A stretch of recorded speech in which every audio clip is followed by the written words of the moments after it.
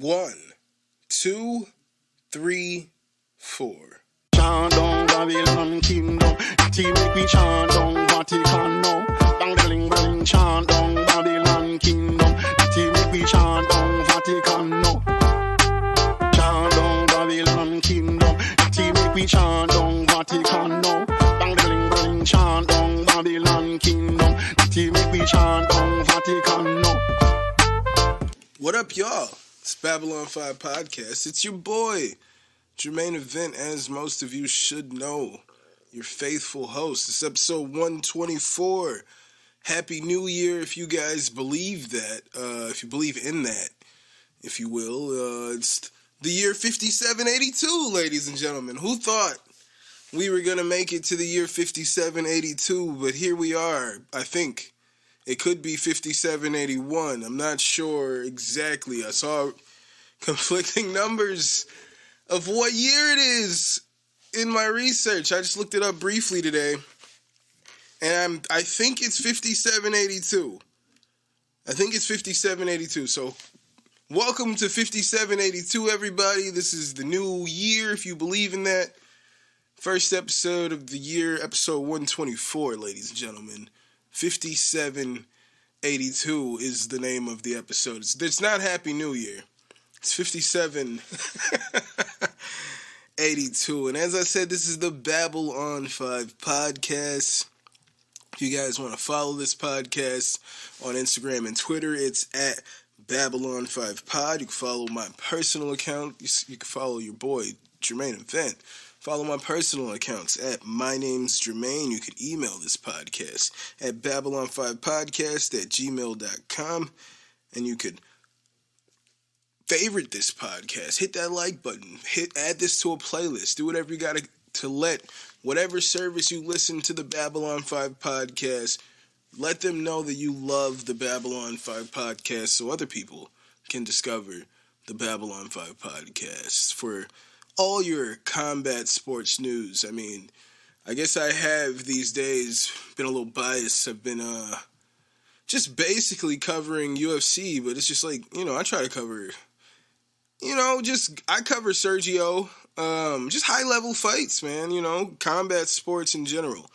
It's been a lot of heavy interest on UFC fights, though. I'm not gonna front there. But if you guys if you guys are on Twitch, you'd like to follow me, go ahead and follow me at twitch.tv/Babylon5. You guys can buy some merchandise. Go to teespring.com/store/BOFpod-shop. And lastly, don't just be my Niji, be my patrons. Be my patrons. Head on over to patreon.com/Babylon5pod.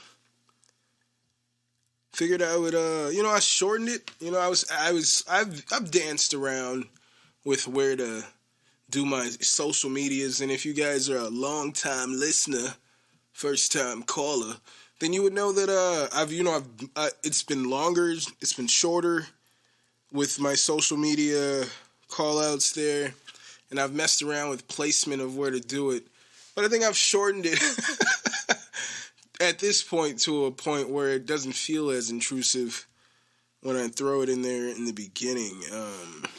Just a little transparency with you guys there. Just a little transparency. First, a little bit of news we're going to get into here. From what I'm seeing, there's a lot of rumors going around of who Tony Ferguson was going to fight next.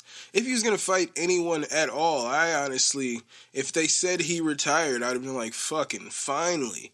Tony, the type of guy to never realize it's been over for a long time. That's the type of guy Tony is, okay? And I knew he was going to get, I feel like Charles beats everybody at lightweight, so me saying here that he was going to dominate Tony Ferguson, I guess that doesn't really mean too much. It didn't mean too much to you guys at the time. A lot of people, I think Tony Ferguson was the favorite going into that fight. And he got fucking mollywopped. I knew he was going to get dominated. And Charles is the champion now. We see in hindsight, it's clear he was going to dominate that dude. He's on a huge decline.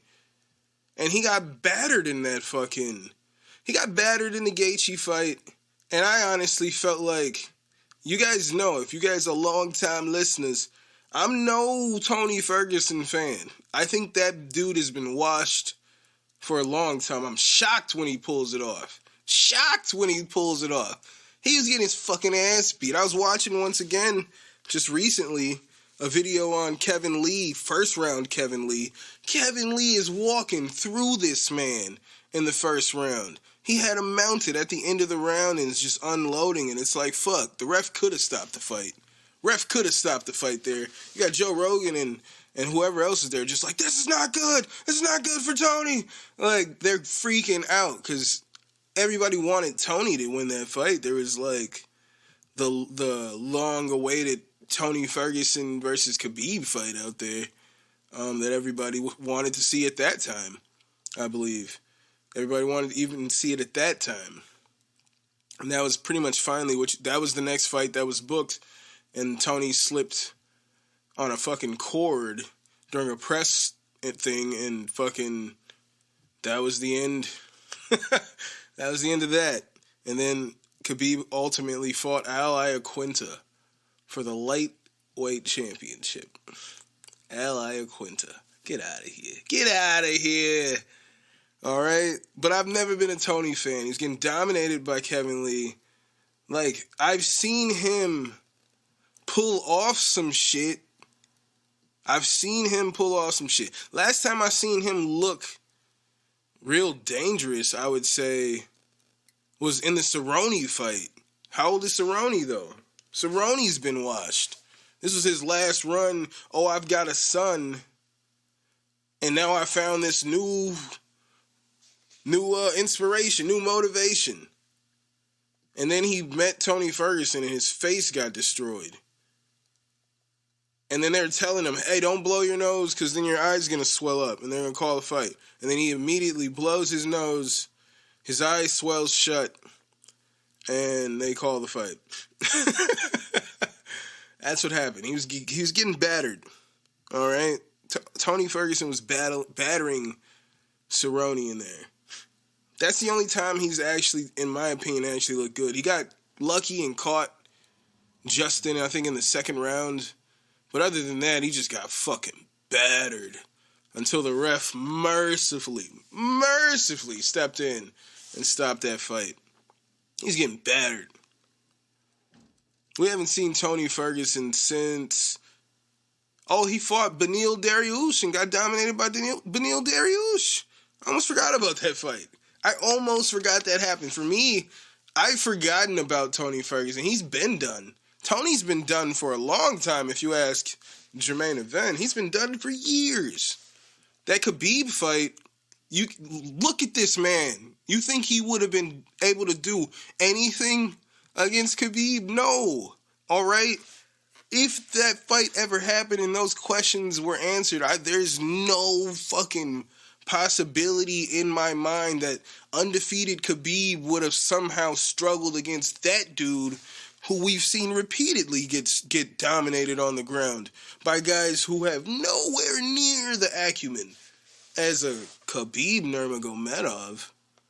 Nowhere near the acumen of a Khabib Nurmagomedov. So we know how that fight would have gone.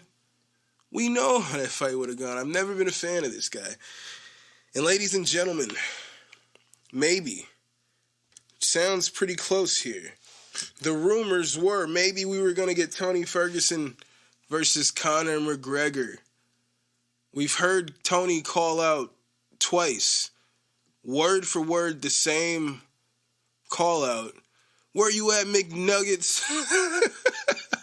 Like he said, it was like, where you at, McNuggets? Blah blah blah. Like I'm gonna kick your ass. Yeah, where you at, McNuggets? I'm gonna kick your ass. He said that same call out like 2 fights in a row. It was pretty weird.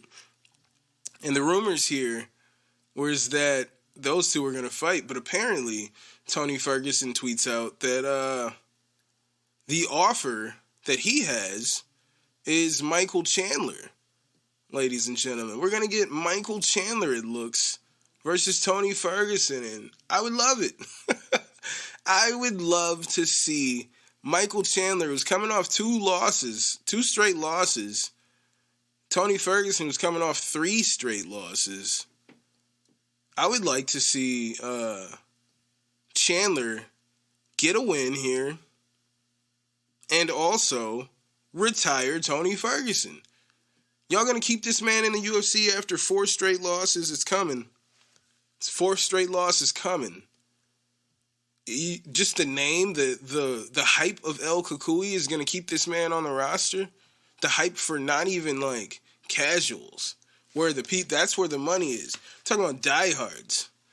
You're talking about the hype for the diehards, which is the people who are watching week to week. They're like 60,000 of us that are tweeting every Saturday for the small cards full of fighters that you guys haven't heard of yet or probably never will hear of. Guys like me that are watching those cards, like 60,000 of us. Like, we know these people, obviously. But, like, no, man. El Kukui, the boogeyman, he's not known like that to the fucking casuals. He needed fights like Khabib. He needs fights like Conor McGregor for him to cross over to that mainstream. He's not Nate Diaz.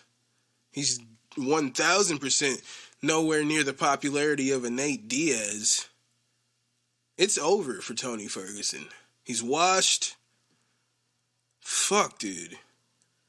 I just hope Chandler finishes this man in the first round so that, like, we can see a quick turnaround for Chandler. That's what I'm hoping for. Just that Chandler walks out of there just unscathed, man. Like, Tony can do some weird shit from time to time. You know what I'm saying? He'll throw some weird shit at you. So, like, I just hope he doesn't catch him with something. But Chandler's a decent wrestler. I think Chandler's a pretty good wrestler. He's known to take you down and just hit you with that ground and pound. I see Michael Chandler walking through Tony Ferguson. Tony Ferguson says it's wrestling school. He said hashtag wrestling school. I'm like, nigga, you fucking struggle mightily on the ground, bruh.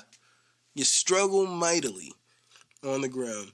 And now you're going to go up against someone who's known to be a pretty good wrestler. And Michael Chandler, I just hope that we get to see the end of Tony Ferguson. You know what I'm saying? I think, like, he was a pretty decent fighter, like, once upon a time. And I'm not even saying that to be insulting. It's just that the time has come and gone. You know, he had his time, and I think it's over.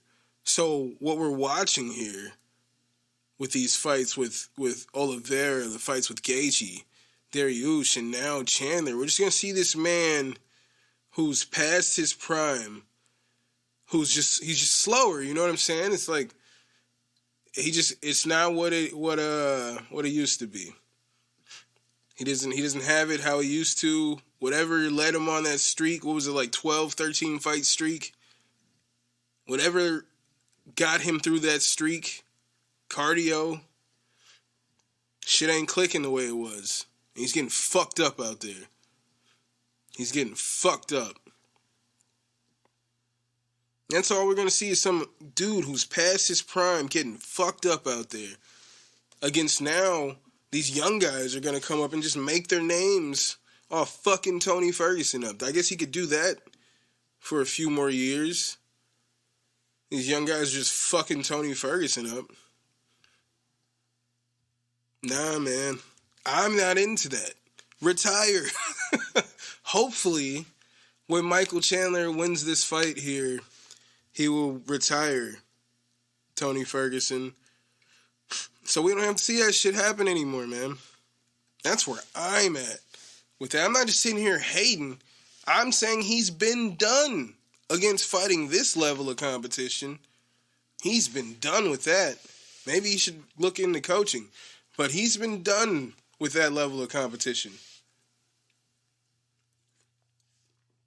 And he got lucky against Kevin Lee. He got lucky that Kevin Lee gasses out. Kevin Lee dominated him in the first round. And then honestly in the third round, when he got the submission, Kevin Lee's so gassed, he just throws himself back into, he just falls back into position. And that's how the triangle got fucking caught. He just falls, he's so tired, he falls back into position. That's just like, it's not like Tony did something super slick to catch him in that way. He was just exhausted. He was just exhausted. I think it's time for that man to retire. Before this fight, retire. That's my advice for Tony Ferguson. If anybody wants it. That's my advice for Tony Ferguson. Also, Cody Garbrandt speaks out. Says he's not about to retire. And that he would like his next fight to be against Sean O'Malley. Bruh. You just got pieced up by Rob Font. Then you got knocked out by Kai Kara-France in the very first round. And now you want to go against who I would say out of the three, the sharpest, most accurate striker in Sean O'Malley, who's known for finishing people in the first round, just all over them with the strikes, just dancing around. They can't touch him, and he's just dancing all over them, just jabbing, hitting you with hooks. Sean's all over you, all right? O'Malley's a beast. So, I think this would be a great fight for them to book. And hopefully, after Sean knocks this man out in the first round, they're going to have no choice but to cut Cody Garbrandt, all right? Or they're going to just let these young guys keep coming through and fucking him up. Because that's all that's going to happen. There's that one guy, Yanez or some shit. I see him coming through pretty soon and fucking him up. All right? That's all I see happening with Garbrandt. It's not that he doesn't have talent. His chin is gone. We've seen it repeatedly. His chin is gone, and he's just... Rob Font just teed off on this man. Just beat his ass. Then he got knocked out immediately. Immediately. The first time he got hit in that... He was even described it. First time he got hit, it was just like... It like just, it shook him up a little bit. And then he said, then they wrestled. And when he stood up, he said it was like he was on slants. Like he still hadn't recovered from the first punch he took. So that's his chin is gone. And now he's calling for a fight with the best striker, with one of the best strikers I've seen. I've seen Petr Yan. I've seen Petr Yan. And that boy can strike. It's scary the way he strikes. I can't wait to see Yan versus O'Malley. O'Malley's talking about it, and he was like, he'll take that fight if they offer it to him, because even if I lose, then like we'll have to have a rematch some point down the line. And it's like, yo, he's aware right now if that fight went down, there's no, even with his sophisticated level of striking, Jan's walking away. That man's a fucking tank. Alright? Jan is a fucking tank. So yeah, book that fight next. Cody Garbrandt versus Sean O'Malley. Pink slip on a pole match, if you will. Nah, but not for Sean. I mean, if Sean loses, it's shocking. Like, damn, you lost to that nigga? I mean, his former champion, Cody Garbrandt, who had all the potential. I mean, he was the champion. Sorry. It's just since becoming champion, hasn't really, he's pretty much failed at everything since that point, 1 second here.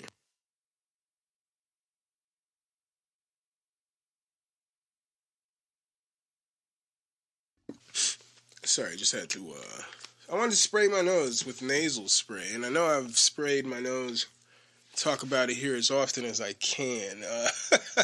I've sprayed my nose with nasal spray here many times, but I'm like, man, that's probably, like, I've heard it, I'm used to the noise, but I'm like, that's probably pretty harsh on the ears. I don't know how people are listening to this, so I was like, let me just mute the mic for a second while I'm trying to breathe. It's getting pretty stuffy there.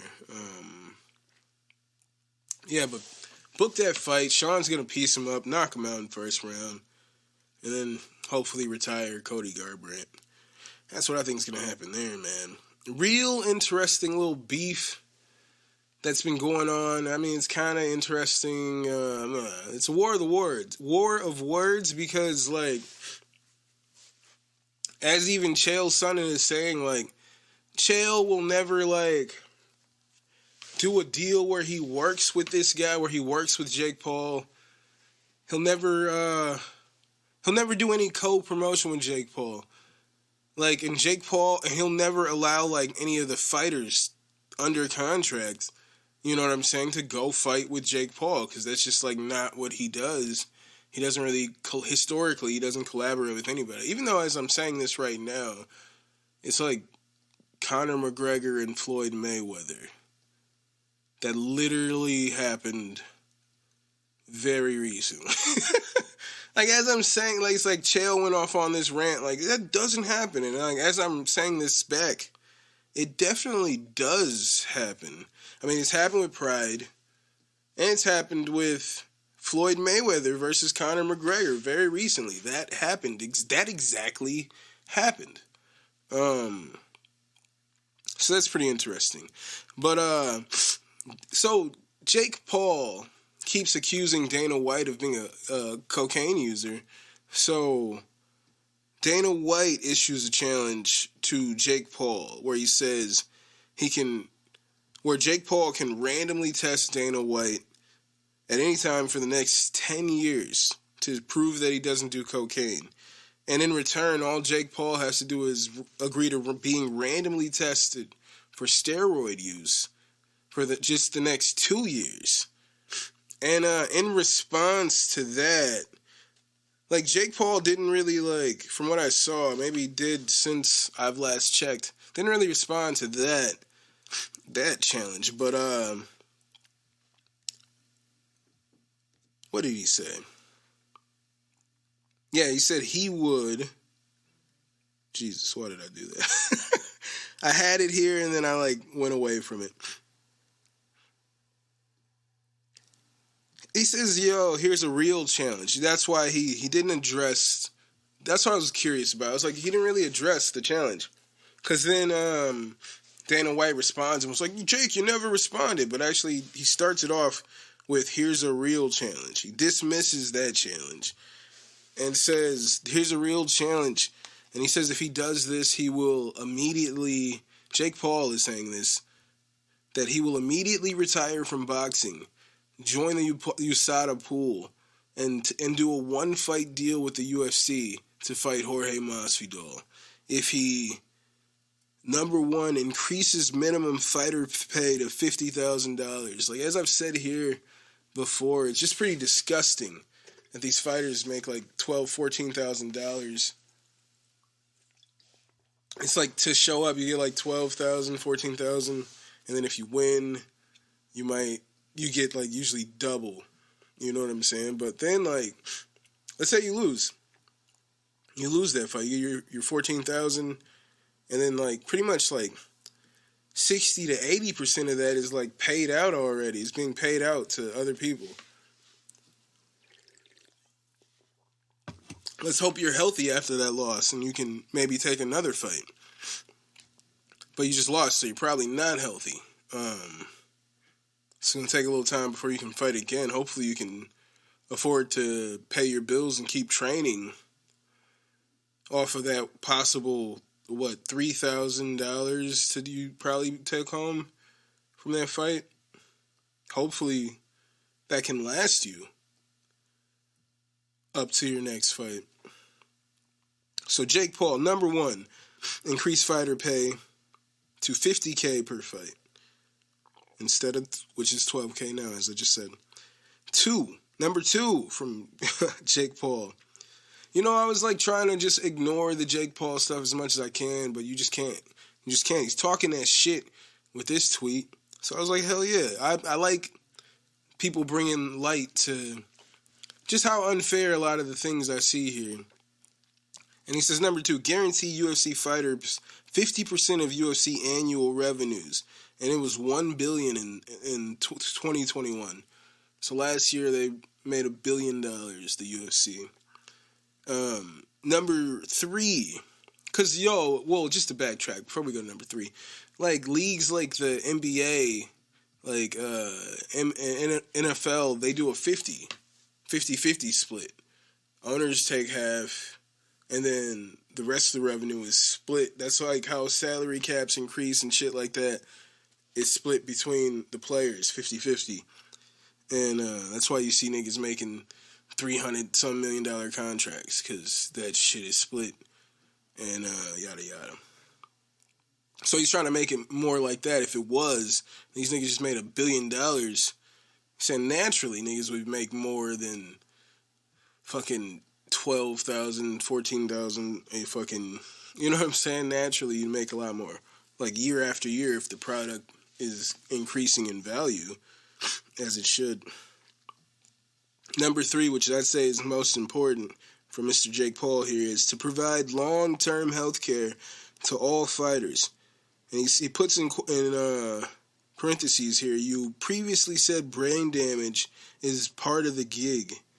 And he says, imagine the NFL said that. Like, imagine the NFL said that, and then let's say the actual president of the USA, of the UFC, not the USA, of the UFC, literally says brain damage is just part of the fucking gig, and he does not provide health care for fighters. He does not provide long-term health care for any fighters. Even though he says, yep, brain damage is happening. It's like if you're fighting and an injury occurs in the fight or in the camp, I believe they'll take care of it. UFC will cover that. But after you leave the UFC, there's nothing. You know what I'm saying? They say you are a contracted worker. You know what I'm saying? Or what is this shit called? I forget. I think there's another term I'm forgetting here, but it's just unfair because they have to sign these exclusive contracts for fucking that. In these contracts, even like you have to you can't leave. They have it in the contract where they can extend it for an eternity. An eternity. It's like, oh, we're at this point and he didn't take a fight, so we can extend the contract for another 6 months for another fight. And it just keeps happening. Keeps getting extended for the rest of your life. And you ain't getting health insurance for all that while they have you under contract and you can't fight elsewhere, do that in order to make money. You're just locked in these contracts forever. Forever. Now take your $20,000 if you're lucky. And don't say anything about it. Just get out of here. That's how the UFC, man. That's how the UFC operates. And it says here, Jake Paul also says, there are many UFC alums who have publicly said they are suffering from brain damage. And he says, you have 5 days to accept and to implement the above by March 31st, 2022. Once implemented, I will immediately retire from boxing. As I said that, yada, yada, yada. And at the end here, he says, to all UFC fighters, time to take a stand and create value for yourselves and peers. You deserve higher pay, and you deserve long-term health care, and above all, you deserve freedom. Support each other. I am not your enemy. I am your advocate who selfishly wants to KO a few of you and make some big bank. Shout out to Jake Paul. Talk your talk, young king. Talk your talk, young king. I fucks with everything he said there. And So, I'm glad he put it out there. It's funny because Dana White be usually trying to, dismiss him when they ask him questions. Like, oh, don't ask me another question about this person. I swear. And now when Jake Paul says this, he's posting video responses right away. Oh no, hey Jake. So he comes back and he's saying I don't know, he's saying his manager is shady. He's saying Jake Paul's manager used to work for him as an accountant and he's a scumbag. And Dana White's usual retort when people point out the low fighter pay and no healthcare. He's like, "Hey man, just start your own league. If you don't like how I'm treating them, you think you could do it better? Like, just start your own league. It's pretty easy." And it's like that's his response every time. Every time there's an issue, it's just like, "Oh, why don't you guys just start your own league and hire these fighters and give them health insurance? Why don't you guys do that?" It's like, nah, man, your fucking response shouldn't be, "Well, why don't you guys do it?" It should be all like, "Oh yeah, we're fucking scamming the fuck out of these fighters. And they're all fucking calling attention to it. Like, maybe we should chill the fuck out." Maybe we should chill the fuck out and address this. But I don't know what's going to happen, man. What Jake is talking about, it sounds a lot like what I almost thought that new MMA league was going to be when they're talking about there's a draft, they're going to have a season, and they're going to travel and have all these fights. But then they did the interview with Helwani, and it kind of seemed like the guy who's starting the company just wanted revenge on Ali Abdelaziz. Like, that was honestly all I got from the interview was like, "I used to work with Ali, that guy's a scumbag, blah, blah, blah, and we're trying to make sure shady managers," and blah. He just kept saying, like, shady managers and blah, blah, blah. Like, everything he was saying was like a low-key jab at Ali. And I was like, that's what this whole thing is. Because, like, when Ariel's asking him questions about the league, like, he's asking him shit like, "Yo, but what is this? How does this make sense? Like, you have a traveling team, and then how do you know, like, how is this paired up fairly?" And he's like, "Well, the teams decide."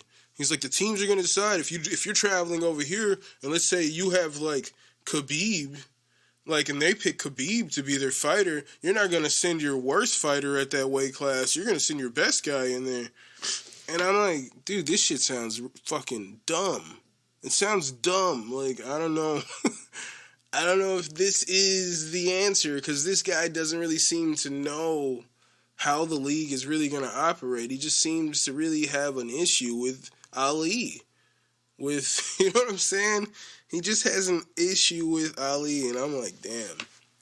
So it seems like fighters could have gotten all these things Jake is talking about in this new fight league, but if that thing ever starts, I don't really see it doing anything because, they couldn't name really too many people that are involved right now, apparently, because, everything's just, like, in the works. But if it ever happens, man, I don't know, man. I'd have to see something pretty impressive, like some people who are involved with it. I'm like, oh, shit, it's the real shit over here. And I don't even know what that would be, because I don't understand the whole, like, fight camps thing, and, like, I don't know, it's just pretty weird, man. But shout out to Jake Paul for bringing light to these little things here, man. You never know, But as I'm saying, every time someone does speak out, and here we go with Jake Paul, Dana White's response is usually, "Why don't you guys start your own league and pay them what you want?" That's his response every time, so he's never going to change. He's never going to do the things we feel like he should do. He's not going to do those things. So why don't we just start our own league and pay these fighters what we want to pay them? Then you got Kevin Lee, man. And he booked his upcoming fight in the Eagle FC Khabib's League. March 11, he's fighting Diego Sanches, who I believe is going to be 40 years old. He's going to be 40. He's going to be 40. And Kevin Lee, 29. As I'm saying, Kevin Lee in the first round is probably one of the best fighters I've ever seen. First round, Kevin Lee, his striking is phenomenal. His grappling, he's unstoppable with his grappling. He's phenomenal in the first round, but he blows his fucking load after that. After the first round, he comes out in the second round, he can't take you down. He's sluggish. He's not moving the same. He gives you everything he has in every first round. And I think everything he has is going to be way too much for a Diego Sanches that we saw with Joshua Fabia, unfortunately, in that cult-like fucking MMA team, where he had Diego hanging upside down while he's just like kicking and punching Diego Sanches in the head, and like everybody's just like running around this cage they're training in, pretending they have knives, and like dramatically falling as if they got stabbed, acting this out like. And during this whole little stint with Joshua Fabia, man, we saw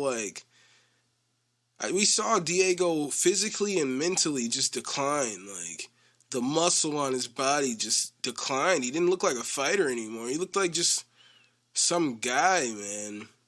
It was pretty weird. And then he was just like doing his like force field defense, man. I'm concerned what kind of shape Diego will be in. He just in November was battling pneumonia, COVID. He was hospitalized. What kind of shape is Diego Sanches gonna be in this fight here against a 29-year-old Kevin Lee in his prime at 170? He's gonna have to cut weight. He's fighting in his natural weight class against a 40-year-old who hasn't really trained for real trained MMA, it looks like, for probably the past 3 years. I couldn't find any information about where Diego Sanches is training right now. I could not find any information about where he is training right now. I'm concerned that this fight was even booked. I'm not saying Diego can't fight some people. If he came out here and fought some people maybe closer to... Because he looked real bad in all the fights we saw him in under Joshua Fabia. It was just ridiculous. And his force field just didn't work. His energy fields just never worked, man.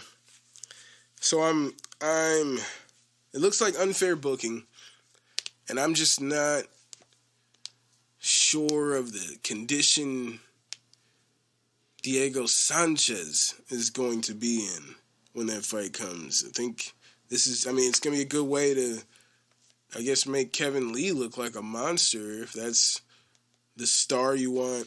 If that's how you're trying to build your promotion off of someone like Kevin Lee, he's going to go through there and dominate him. But maybe I feel like this is the setup for Kevin Lee to then get fed to these young Dagestanis who's just going to come in and wrestle fuck him to death, man. He's got known cardio issues. And then they're going to put him in here with these Dagestanis, and they're going to fucking be like, they're going to wrestle him out. They're going to wrestle him in the first round, possibly submit him in the first round. And if they don't submit him in the first round, as I said, he's going to be so tired from the grappling in the first round that they're going to knock him out. And I think that's the setup here.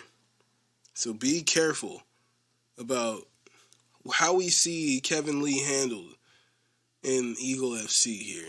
Because I feel like it's a setup to build up the confidence of Kevin Lee against fighters like Diego Sanches, and then feed him. Have these young Dagestanis who are just going to wrestle him and just tire him out, knock him out. He's going to get used up in that league. That's my prediction. But I think he's going to dominate Diego. As I said. Last week we talked about the male champions. Let's talk about the female champions. Talk about the ladies, whatever's politically correct there. Which one? Which one should I say? Women? Female? Ladies? The ladies. I think ladies works. Let's talk about the ladies.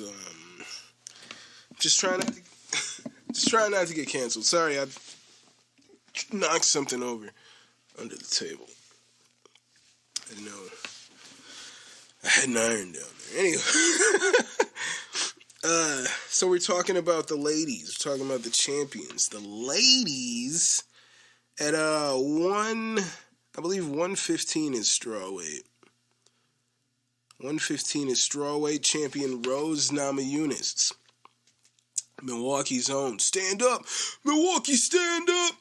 Rose Namajunas champion. I say the toughest fighter, the toughest challenges I see for Rose Namajunas is obviously a third fight with Zhang Weili. The second fight was a lot tougher than the first. I think some people even scored the fight for Zhang. I definitely see that third fight coming soon. So that's a tough fight coming up. I think Rose versus Marina Rodriguez. Rodriguez has just announced that she has a fight coming up with Yan Xiaonan. If she wins that fight, I see a title shot next for her. So that'll be an interesting fight. I think she could really give Rose some trouble, if you will. There we go. I think she really give Rose some trouble. And lastly, I think if she's able to get there, I think she could get there with just one more win, honestly, just based off of her name, Mackenzie Dern. Like, I think, obviously, with the striking, Dern has nothing for Rose Namajunas. But see, the thing is,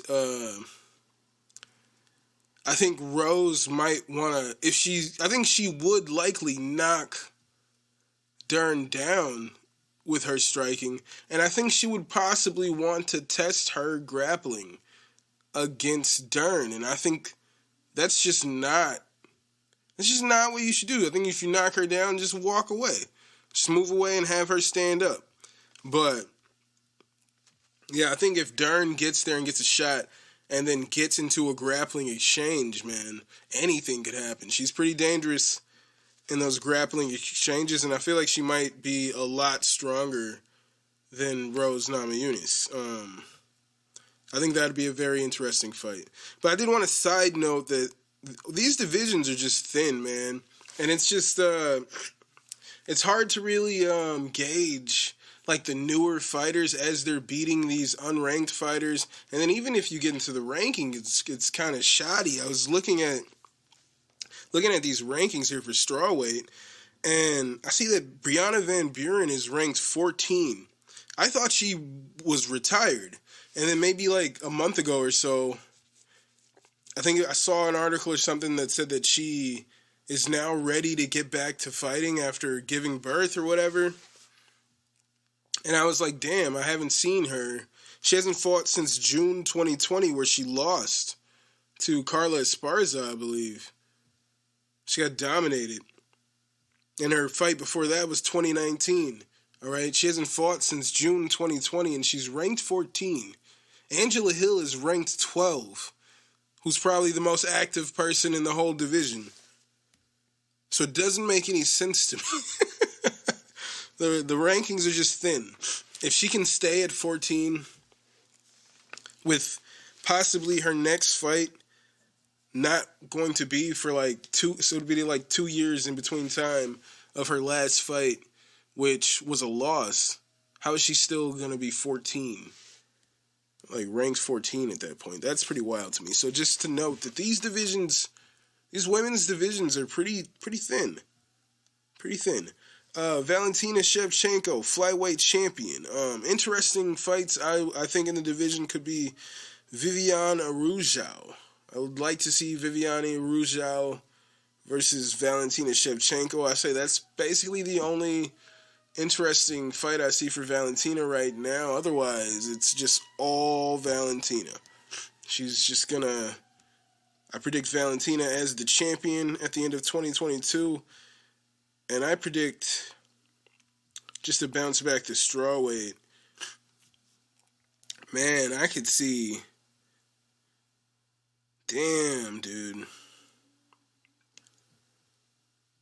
I could see Rose keeping the belt through 2022. And I'll see Valentina keeping the belt through 2022, obviously.